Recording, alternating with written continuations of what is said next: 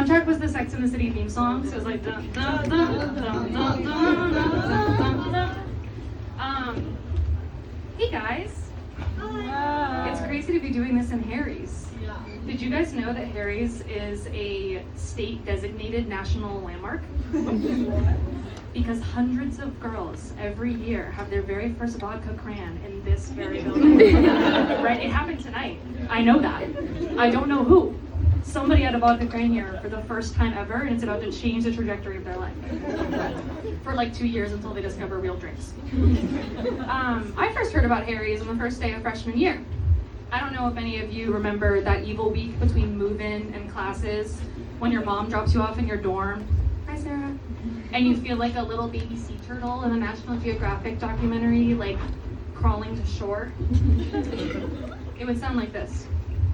Now on National Geographic, a college freshman, abandoned by her mother, ventures out from the safety of her dorm room.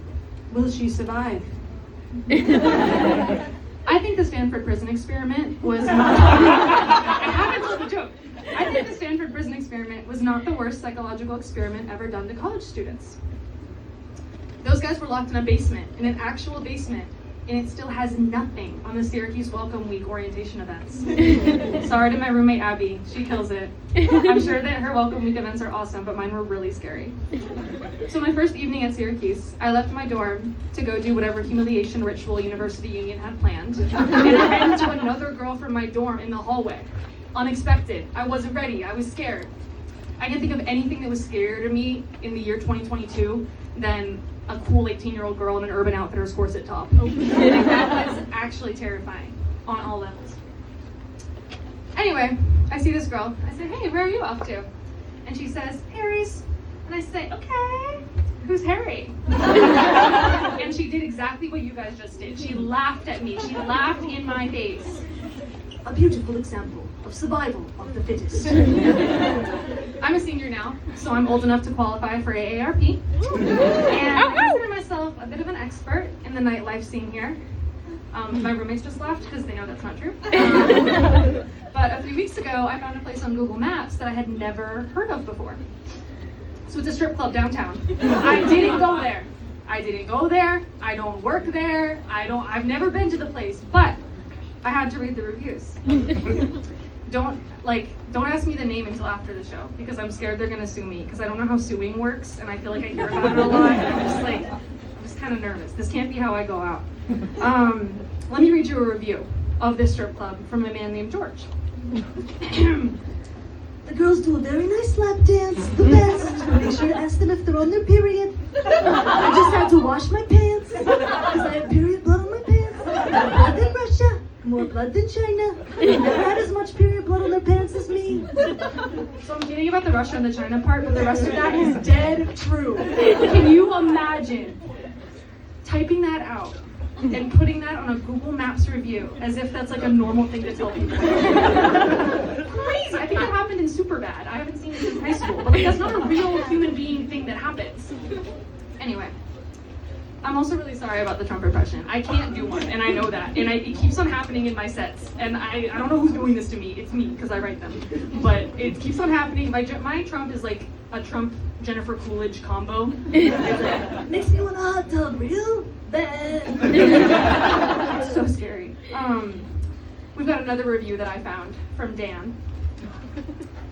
I gave these guys fake names because I'm really worried about this.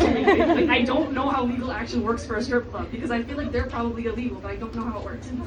Anyway, he didn't put any commas or any punctuation in this entire thing, so I think I have to read it as one sentence.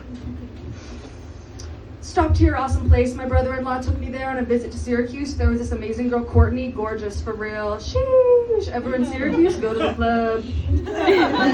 So I guess they both don't like grammar, because Dan hates commas and George hates periods. I was really excited about that one. It's the only real joke in my whole set. I'm a huge supporter of girls that are strippers, by the way, mostly because I have no money. From what I understand, being a stripper is a really lucrative profession. I think you make bank. I'm dead broke, and there is nothing that will send you into evil, evil situations more than being dead broke. I'm delivering the Daily Orange newspaper across campus for money. Period. I am a paper boy, like from the musical Newsies. I don't know if you guys are familiar. Okay. I told that joke to one of my friends and she didn't laugh and she was like, what's Newsies? And I was like, oh. But I knew that the people at a stand-up comedy show on a Wednesday night in Syracuse at 8:30 p.m. would know what Newsies was. If you're not familiar, it's like those little boys on their bikes in movies about the 1950s who like throw out little like rolled up papers onto people's doors. So that's me. And what I need is a little stupid hat and the crossbody bags that they have, because I walk across campus for my $15 an hour like, someday I'll make it out of here. Screw you, Pulitzer. It's totally Jack Kelly core. But what's crazier than that is that I do this, and I stand up here in front of a bunch of people I don't know and 25 girls from my sorority. And I tell jokes for free. They don't pay me shit. It's not cool. I do this, it's hardcore exposure therapy, and I do it just for the love of the game. And that's all I have for you guys tonight.